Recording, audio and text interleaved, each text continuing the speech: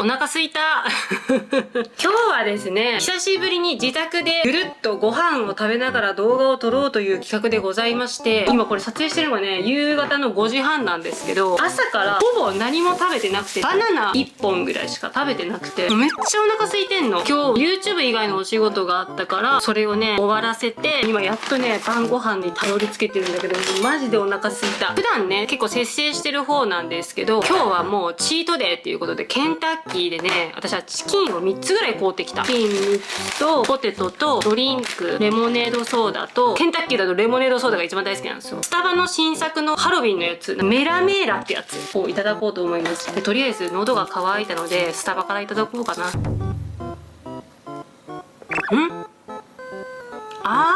美味しい。もしかしてこれブルーベリー入ってる。めっちゃスースーする。生クリームとかいちごの甘さが最初ふわーってくるのよ。で、上にチョコチップが乗ってるから、もうチョコチップも美味しいんだけど、その後にブルーベリーのスースーする感じの風味がふわってくる。やばい、私ブルーベリー苦手なんだけど。最近多くない？ブルーベリー苦手なくせにブルーベリーに遭遇するみたいなさ。本日のトークテーマはですね、最近あったこととか、インスタで質問募集してて、恋愛についての質問、相談をおしゃべりしていきたいと思います。サムネとかタイトルにも書いてるけど、30代の恋愛についていろいろと喋ろうかなと思っております。最近はまあそういう話をしなかったので、私は先に、そしてサムネを撮らないけん先に。はい、サムネを撮ったからずっと食べたかったチキンを食べ、もう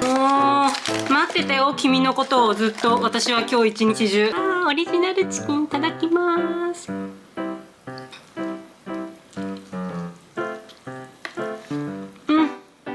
まっ。空腹にさ、この油が染みるんだよ。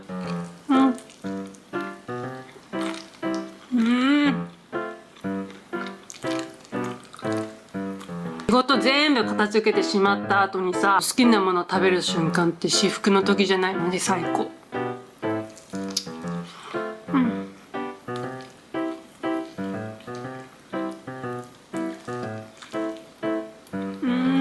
服可愛くない？くまちゃんこんな感じの服装なんやけど可愛くない？くまちゃんがおってね、下もねくまちゃんがいっぱいおるんやけどね、私身長163センチか4センチぐらいなんだけど、ちょうどベストサイズ。でかすぎず小さすぎずって感じで、めちゃくちゃちょうどいいサイズ感で、私これオンラインで買ったんよね。現物見らずに買っちゃったんだけど、最初ねこれペラペラカッチョもやったらさ、ちょっと厚手でね、秋冬仕様でめちゃくちゃね着心地がいい。このねボトムのねくまちゃんはね微妙に顔が違う。何タイプかいる。可愛い。めっちゃ可愛い。買ったところはですね、スナイデルホームってとこです。概要欄に貼っておきますので、リンクをよかったら見てね。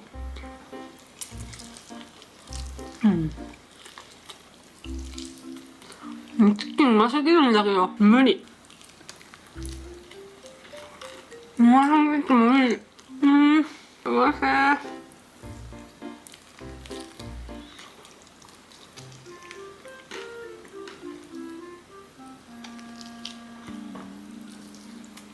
普段さ、ケンタッキーとか食べないよね。ジャンクフードとかコンビニ弁当とかそういったものはできるだけ控えてるんだけど、大体ね、週に1回ぐらいはチートデーを設けるっていうのと、撮影の時は妥協せずに食べるっていうことを決めてて、チートデーとか撮影の時のご飯がめっちゃ楽しいもんね。普段修行僧みたいな生活しようけどさ、それこそこの間言ったけどさ、ご飯ともやしとトマトだけとかにプラス納豆と卵みたいな質素な生活をしてるので、普段は。だからこういうねチートデーとか撮影の時にいろいろ好きなもの食べるのが楽しいですね。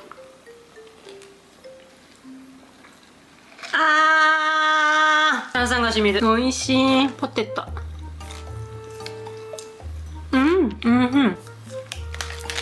秋といえば月見バーガーじゃないですか。月見バーガー買おうかなって一瞬思ったんだけど、なんかどうしてもチキンを大量摂取したくて、私は今回はチキンとポテトのセットにしたんだけど、月見パイってわかる？ケンタッキーのあれがねめちゃくちゃ美味しくて、いろんな会社から月見の商品っていっぱい出とるけどさ、ダントツでそれが一番美味しいと思ってて、マジで美味しいから、今日まだ売ってるといいなと思って行ったらさ、売り切れになっとった。限定品だからね。まず最初に私はですね、皆様に大切なお知らせがございます。この動画上がるのが10月の25日かな、おそらく。そこから約1ヶ月後の11月の23日は皆さん何の日か知ってますか？昔からの私の視聴者さんだったら知ってるかな。最近私の視聴者になりましたっていう方だったら、もしかしたらちょっと知らんかもしれんけど、最近ずっと喋ってなかったからね。11月23日は私さくらのお誕生日でございます。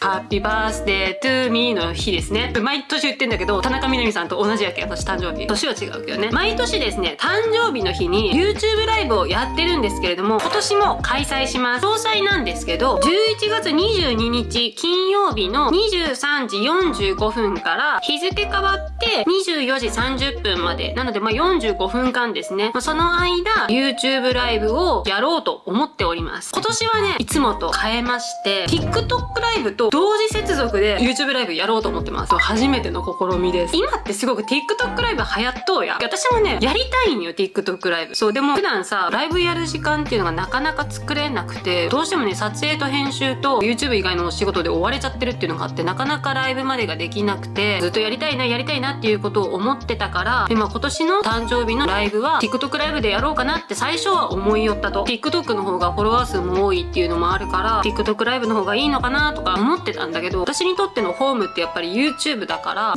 たら同時接続やればいいじゃんって思って、今回は TikTok ライブと YouTube ライブ同時接続で生配信やろうと思ってます。 YouTube とね TikTok ってルールが違ったりとか、 TikTok ってなんかお酒飲んじゃダメらしいね。最近飲食がダメなのかな、お酒がダメなのかな、その辺いろいろねちゃんとねこう調べてバンにならないようにだけは気をつけましてやろうかなと思っております。普段さ、私って YouTube とか SNS で動画を発信してる身なので、なかなかこうみんなとね交流する機会っていうのが取れないんですけど、この機会にねみんなとお話できたらいいなっていう風に思ってます。なのでアーカイブは残すかどうかわからないので、リアルで会いに来てください。金曜日の夜なので比較的皆さん来やすいのではないかなと思っております。夜勤でちょうど金曜日の夜仕事なんだよとか、いや彼氏とデートとか言われたら申し訳ないんやけど、それはごめんなさいって感じやけど。あとファンマーク作りました。載せときますけど、猫とひまわりのアイコンなので、これをその名前の横につけといてもらったりとか、あとコメントで絵文字つけてもらえたらコメント拾うようにできるだけするので、よかったらファンマークもね使ってください。なんでこのファンマークにしたかって話したっけ？インスタでしか話してないのか。ファンの方からファンマーク作ったらどうですかみたいな感じで言われたことがあって、それなんとなくずっと思ってて、だから何かの節目の時にそれをやりたいなっていう風に思ってて、今回誕生日があるっていうことでみんなと盛り上げられる何か取っかかりみたいなものがあったらいいなって思って、それでファンマーク作ろうって思ったのがきっかけで、私が好きなものとか私って分かりやすいものがいいやろなって思ったから、私動物だと猫とクマが好きなんですよね。あと色だったら赤、ピンク、黄色、紫、青、このあたりが好きなんですよね。みんなに選んでくださいって私インスタで一回募集して、でみんなの意見を見た上でこれに決めました。クマがすごく好きで、そのクマちゃんの洋服よう着とるやん。クマがいいんじゃないんですかっていう意見めっちゃ多かったっちゃけど、クマって20代前半の子なのかなって勝手なイメージがあって、私の中で。だから30代だからもうちょっと大人っぽい感じがいいかなって思って、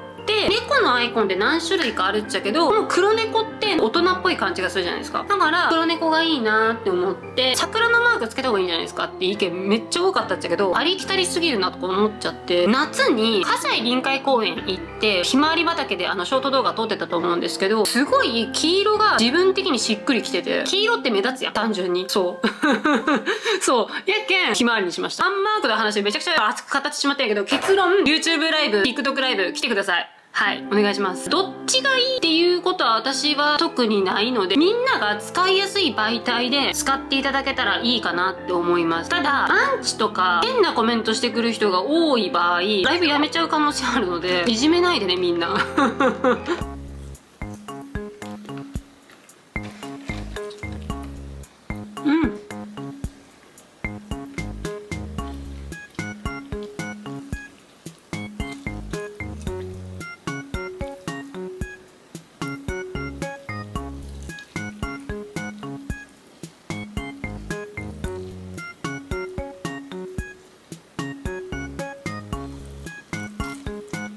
あとそう、みんなにね、聞いてほしい話があるけん聞いてくれんねん。撮影してるの10月の中旬ぐらいなんだけど、9月が死ぬほど大変やった。寝て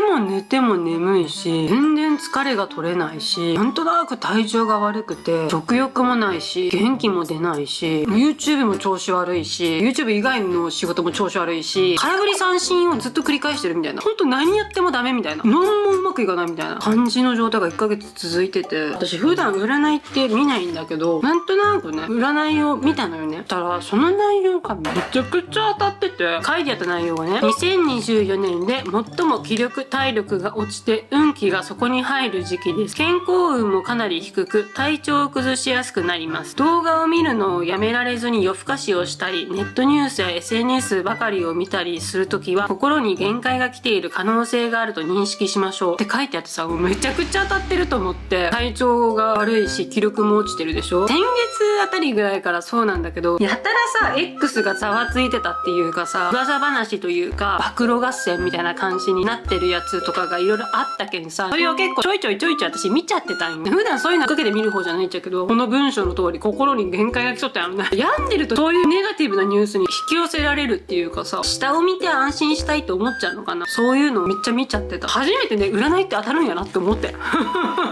びっくりした、本当に。3日ぐらい前の占いもさ、めちゃくちゃ当たっとったやつがあって、3日前に怪我したんよ。怪我の写真って YouTube 載せられないから見せれないんだけど、結構派手に怪我をしまして、私。未だに痛いんだけどね。何の怪我したかって言ったら、スーパーに買い物に行ってて、帰り道、歩道を歩いてたんだけど、後ろからトラックが来てないの。トラックが単身事故を起こしたの。街路樹っていうのかな、あれにぶつかって、ドカーンガシャンバリーンみたいな感じで、ドーンみたいな感じでめっちゃ言ってたの、後ろの方で。止まる気配がなくて、もうガーってトラックが来るんよ、こっちに向かって。やばい、私これ巻き込まれて引かれるわって思って、逃げようと思って、左に曲がる道があったから、左に避けようって思って、左に向って走っていこうかした瞬間、段差があることに気づいてなくて、ズカーってこけて、膝からこけたけ、両膝がね、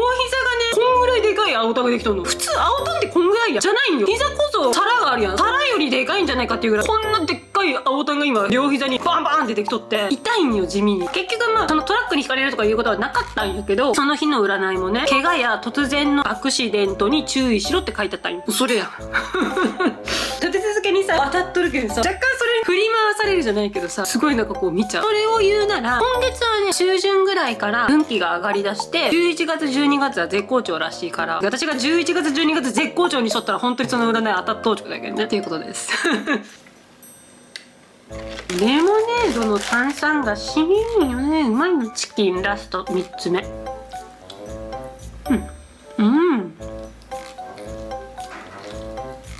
が大好きなのね。おいしいの。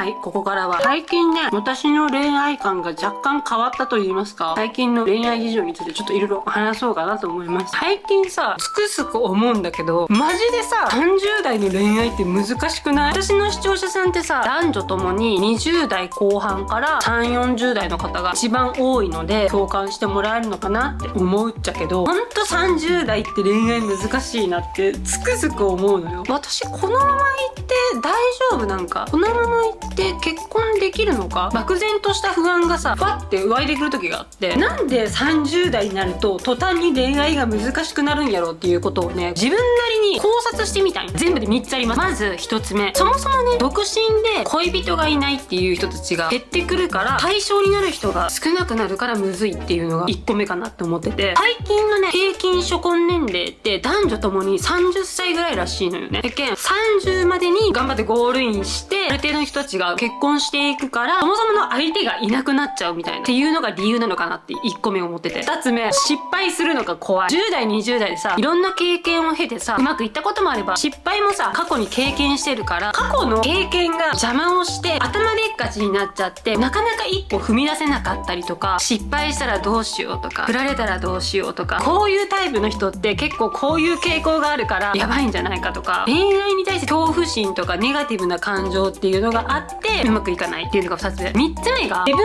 が確立されすぎてて誰かと一緒に過ごせないって思ってて、30代もなればさ一人暮らしの歴が長いけんさ、自分の生活っていうか自分のスタイルみたいなのがもう確立されてんじゃん。休みの日はこうやって過ごすとか、朝起きたらこういうルーティンをやりたいみたいなのがさ、恋人だから合わせないといけないし、合わせたいんだけど我が強くなりすぎちゃうっていうか、人に頼らなくても自分で何でもできちゃったりとか、あともうシンプルに30代ってマジでみんな仕事忙しいと思うから、仕事で忙しいっていう風になっちゃってるっていうのが現実じゃないのかなっていう風に私は考察してみたんですけど、皆さんどう思いますか？最近ちょっと変わったって言った部分が結婚に対してなんだけど、前まではね、いや別に私一生独身でいっちゃうけどとか結構本気で思ってたのよ。別に一人で生きていけるしって結構思ってたのよ、ついこの間ぐらいまで。でもここ数週間1ヶ月ぐらい若干考え方が変わってきて、誰かと一緒に幸せになりたいなっていう気持ち芽生えてきて、仕事が充実してるしやりたいことが山ほどあるからさ、それで忙しいっていうことは変わってないっちゃけど、ふとね共に歩むパートナーみたいなものがおってもいいんじゃないのかみたいな気持ちが湧いてきて、子供もね正直産まなくていいかなって思ってたんだけど、出産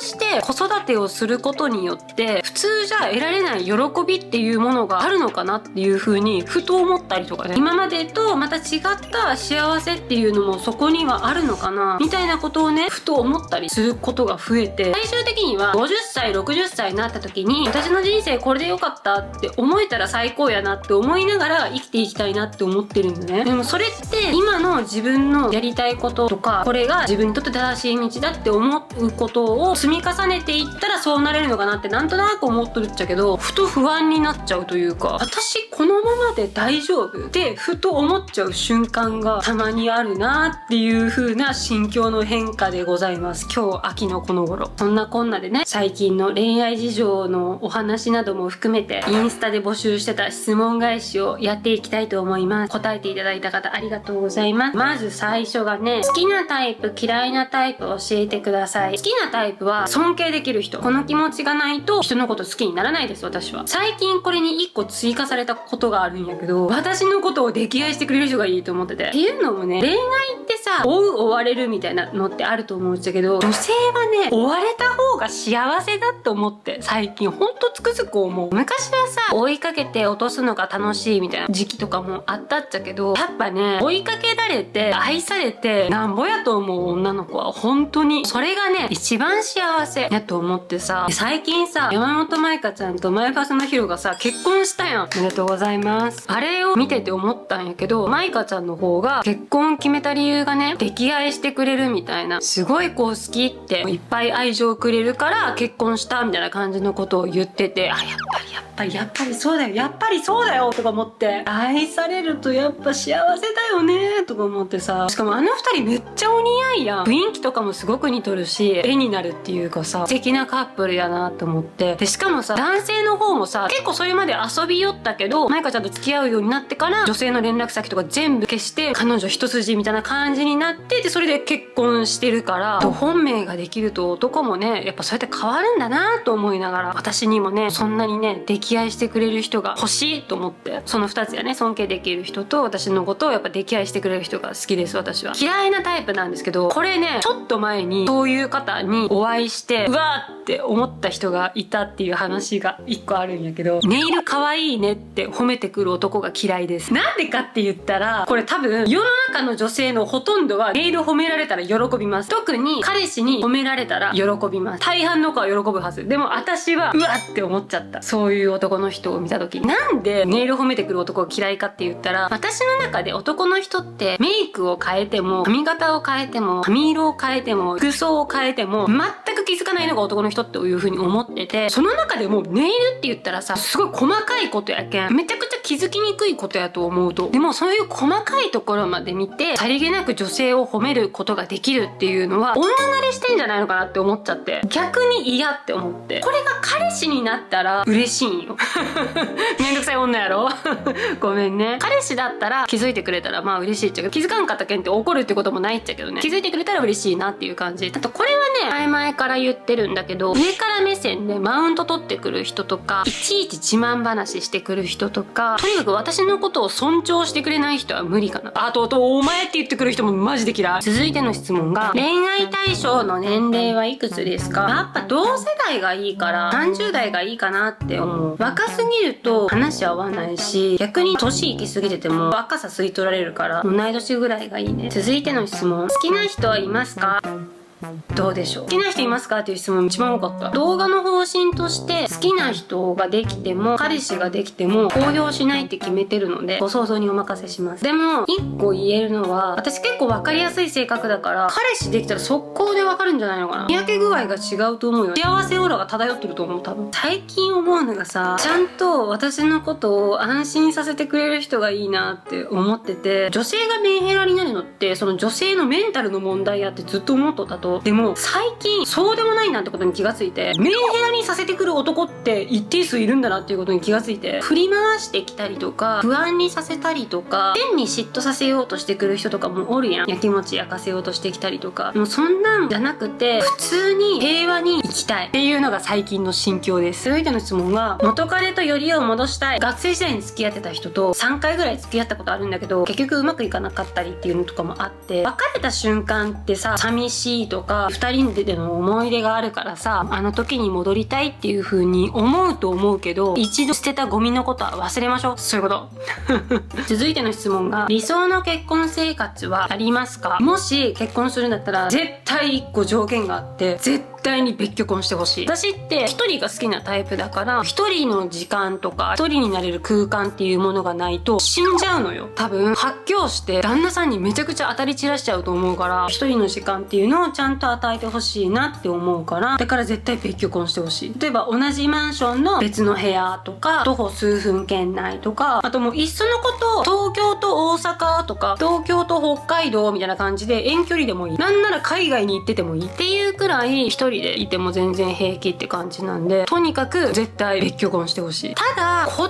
できたらさすがにある程度大きくなるまでは一緒がいいのかなっては思うけど、でも一人の部屋を作ってほしい。もちろん旦那さんも自分の部屋持ってていいから、私にも自分の部屋ちょうだいっていう。あとなんなら私ベッドも別でいいと思っておけ。男と女ってそもそも体格が違うから、ベッドの大きさとか硬さって分けないといけないと思うのよ。だから同じベッドで寝てしまったら絶対どっちかが腰痛くなるから、合理的じゃないから同じベッドで寝るのはあんまり好きじゃないです。でも週1ぐらいで一緒に寝たいかなって思うけどね。例えば曜日を決めて、この日だけは一緒に寝ようねみたいな日を作って、それ以外はお互いの部屋で寝るみたいな感じでするのが一番いいかなって思う。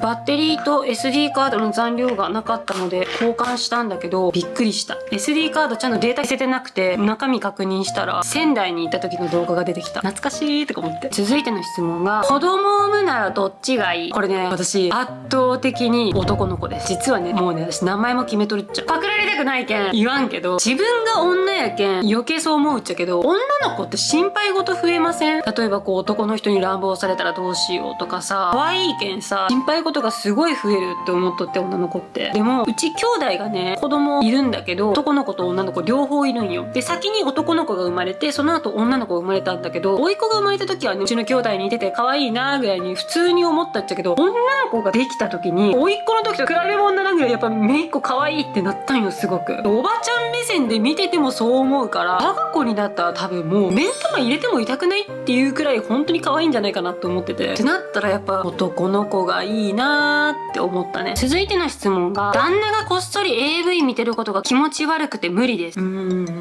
わかるわかる。旦那さんがそういうビデオを見るのが嫌だってことだよね。嫌だったら嫌だっていうことははっきり言わないと、ストレス溜まって頭おかしくなんない？こっちが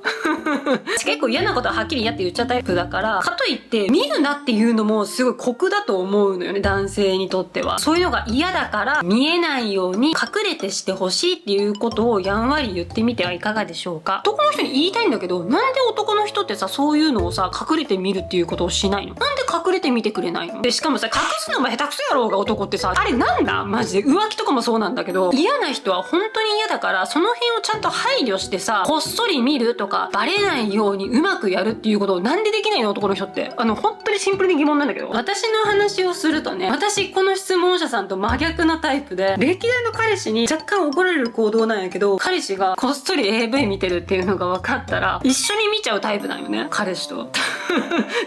近はさ、もう結構みんなスマホで見るから減ったんだけど、スマホが今ほど流行る前って AV イコール DVD で見るものみたいな時代ってあったやん。だけどそういう時代の時って彼氏ん家に行ったら大体そういうビデオとか本とか漫画とか大体どこかに隠してあるわけ。それをたまたまこう見つけちゃう時ってあるじゃん。見つけちゃった時に逆にどんなんが好きなんやろうって興味を持って見ちゃうの。この女優さんが好きなんだねとか、あ、巨乳が好きなんだとか、あ、この人は素人ものが好きなんだねみたいな感じで結構見ちゃうの。どんなんが好きなんだろうって。でも私 AV よりも嫌なものがあって、インスタとかでグラビアアイドルとか下着のモデルさんとか、ようわけのわからん20歳前後の若いインフルエンサーとかを彼氏がフォローしてたりするとめちゃくちゃ嫌だ。私そっちの方が嫌だ。マジで嫌だ。インスタのおすすめ欄が巨乳女で溢れてる彼氏とかもう最悪じゃない？分かってくれる人おる？